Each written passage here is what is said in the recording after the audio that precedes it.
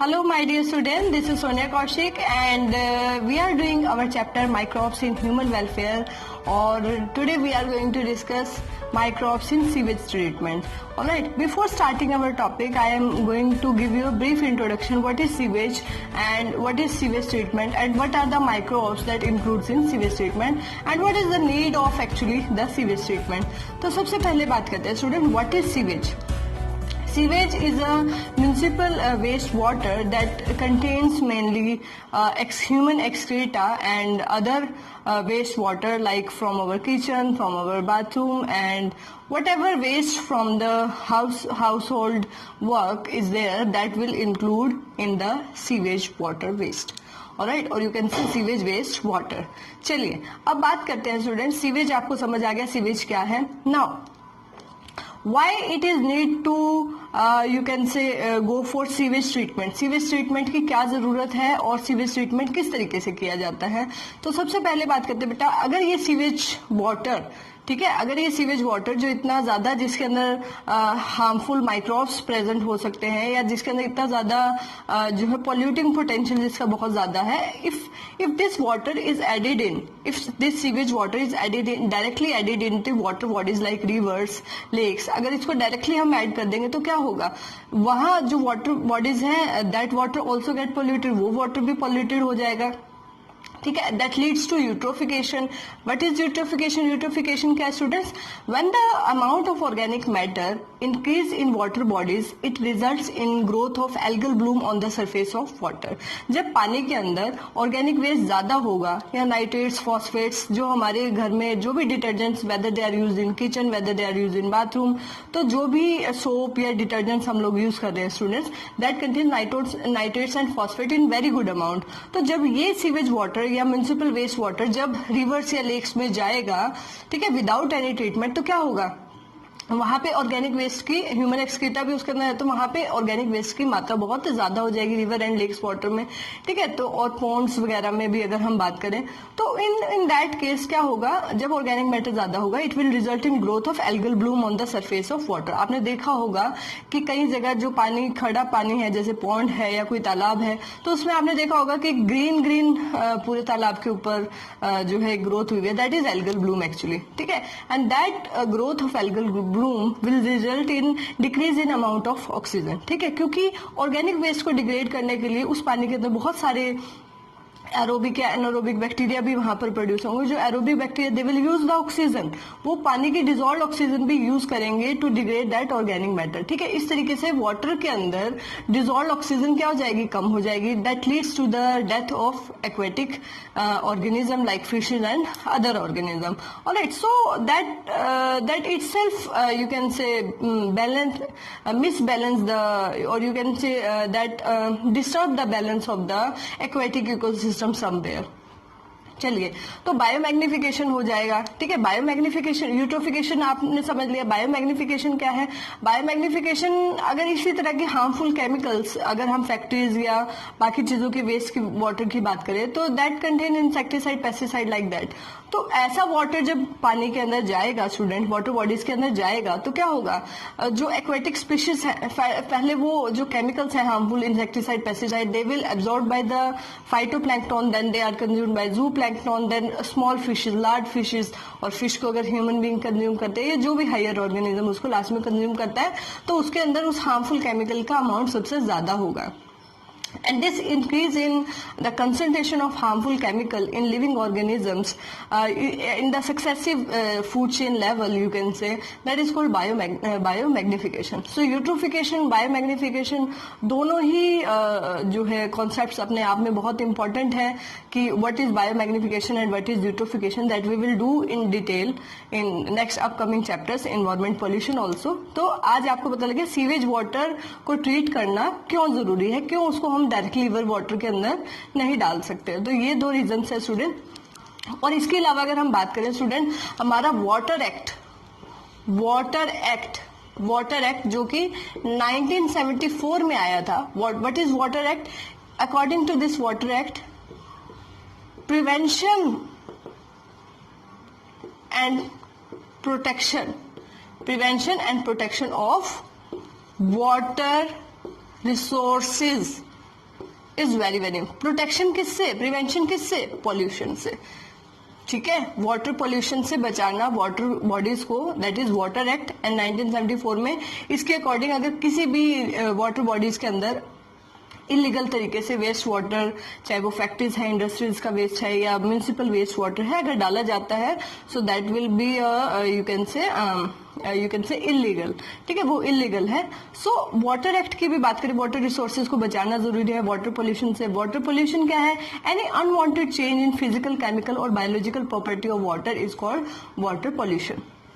तो अब आपको समझ आ चुका होगा कि सीवेज ट्रीटमेंट क्यों जरूरी है। चलिए स्टार्ट करते हैं sewage treatment and what are the microbes that involve in sewage treatment. So microbes जो यहाँ पे यूज होंगे student, that are generally heterotrophic bacteria, ठीक है। हेट्रोट्रॉफिक बैक्टीरिया क्या होंगे, हेट्रोट्रॉफिक एक होते हैं ऑटोट्रॉफिक बैक्टीरिया, जैसे साइनोबैक्टीरिया की बात करें, that use sunlight to prepare their own food. लेकिन हेट्रोट्रॉफिक बैक्टीरिया का मतलब है that is using organic matter that is present in water etc, ठीक है, to as a food substrate and that produce other gases like methane and carbon dioxide and hydrogen sulfide like that. So heterotrophic bacteria that may be aerobic, that may be anaerobic, alright। तो heterotrophic bacteria कहें या heterotrophic microbes भी हम use कर सकते हैं क्योंकि इसमें कुछ फंगल स्पीशीज भी हैं, एरोबिक फंगल स्पीशीज। तो बैक्टीरिया दोनों तरह के, एरोबिक भी एनारोबिक भी, एंड कुछ फंगल स्पीशीज भी हैं जो सीवेज में जो ऑर्गेनिक मैटर है उसको डिग्रेड करने में हेल्प करती है। We will do step by step, ठीक है। चलिए माइक्रोब्स, तो इस माइक्रोब्स हेल्प करेंगे, लेकिन एक पूरा प्लान तरीके से इस सीवेज ट्रीटमेंट को किया जाता है, दैट इज कॉल्ड STP, ठीक है। STP के अंदर ये किया जाता है student, that is sewage treatment plant, sewage treatment plant, ठीक है। सीवेज ट्रीटमेंट प्लांट में किस तरीके से सीवेज का ट्रीटमेंट किया जाता है। Now coming to the topic, before that I am going to tell you an important concept that government of environment and forestry, government of environment and forestry, that have started many sewage treatment plants for, you can say, cleaning of the sewage water and to prevent the water resources from water pollution. Not only the natural water bodies, our government of forest and ministry, government of or you can say ministry of, you can say ministry of environment and forest, that also started Ganga action plan भी start किया बेटा, और Yamuna, Ganga action plan and Yamuna action plan भी start किया है। Why it started, आपको पता है बेटा, Ganga and Yamuna both are holy rivers and what are the, you can say whatever waste are belongs to, you can say temples and puja and all, that is and even the ashes of the your loving beings and all the, other human beings are, you can say, flowed in that river Ganga like that. And on many religious occasions, this Ganga and Yamuna people go there and they go for, you can say, water bath and for this holy water, ठीक है। तो इस तरीके से इन दोनों को बचाना भी बहुत ज्यादा जरूरी है। सो STP इनके लिए भी स्टार्ट किया गया, सीवेज ट्रीटमेंट प्लांट यहाँ पर भी स्टार्ट किया, सो दैट उनका वाटर क्लीन रहे और कोई भी यू कैन से वाटर बॉर्न डिजीज या पैथोजेंस को रोका जा सके, ठीक है। चलिए बात करते हैं सीवेज ट्रीटमेंट प्लांट की। सीवेज ट्रीटमेंट प्लांट में किस तरीके से काम होता है स्टूडेंट, तो it includes 3 types of treatment, very important. Primary treatment,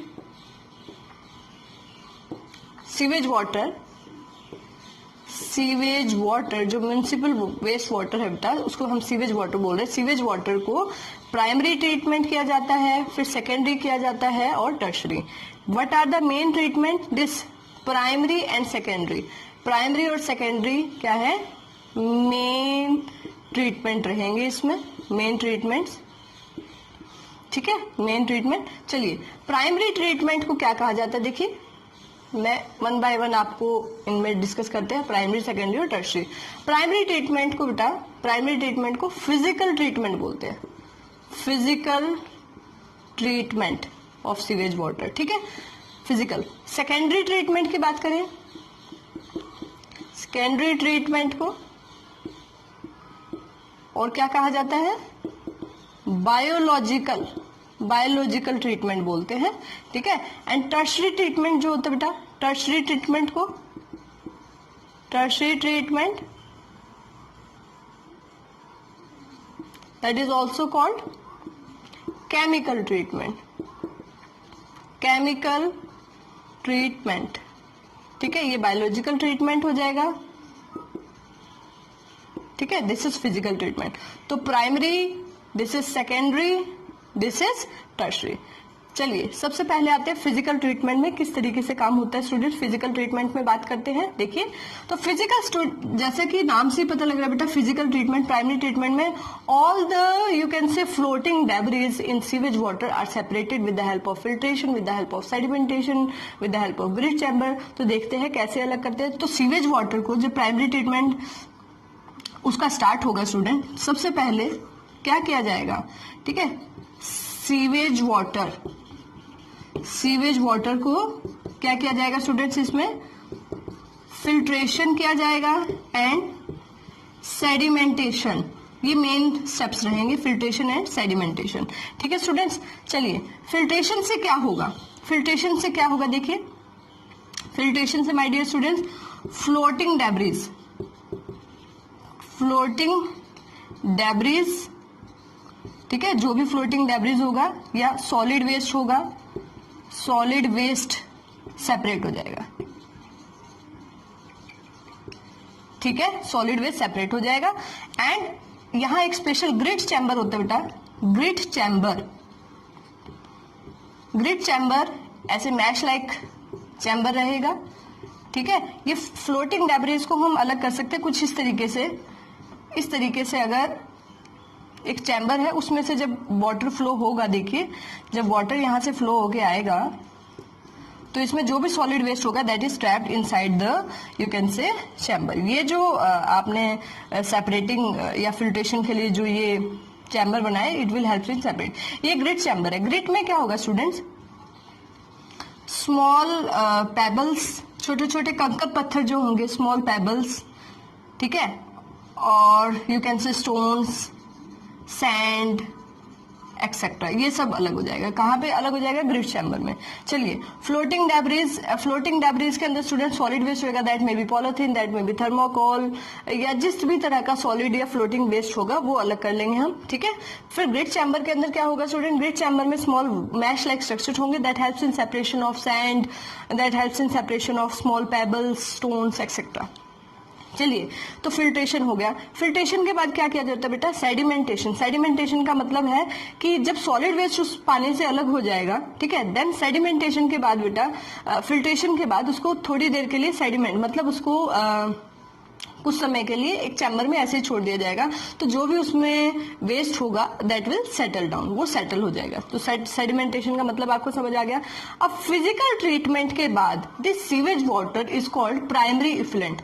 primary treatment के बाद यहाँ जो वाटर आएगा सेकेंडरी ट्रीटमेंट के लिए स्टूडेंट, उसको हम क्या बोलेंगे, प्राइमरी इफ्लुएंट। क्या कहेंगे, प्राइमरी इफ्लुएंट। अब उसको सीवेज वाटर ना कह के हम, यहाँ क्या आया था आप देखिए, यहाँ सीवेज वाटर आया था, यहाँ सेकेंडरी ट्रीटमेंट के लिए जो आया है, जो सेडिमेंट हो गया, जो वेस्ट वो नीचे रह गया, और जो सुपरनेटेंट है, जो वाटर है प्राइमरी इफ्लुएंट, वो इधर आ गया। चलिए अब सेकेंडरी ट्रीटमेंट में क्या होगा, देखिए बेटा वेरी वेरी इंपॉर्टेंट, ये इंडिविजुअली भी 2-3 मार्क्स में क्वेश्चन आ सकता है, ठीक है। Let me check is it visible in camera और नॉट, यस इट्स विजिबल। चलिए तो प्राइमरी इफ्लुएंट को कैसे ट्रीट किया जाएगा स्टूडेंट्स, पहले एरोबिक चैम्बर में क्या होगा, देखिए एरोबिक चैम्बर में एरोबिक बैक्टीरिया होंगे बेटा। क्या होंगे, एरोबिक बैक्टीरिया होंगे, that will degrade the organic matter. तो एरोबिक बैक्टीरिया की एक्टिविटी को या उनकी ग्रोथ को इंक्रीज करने के लिए इसको कांस्टेंट एजिटेशन समझते हो, इस वाटर को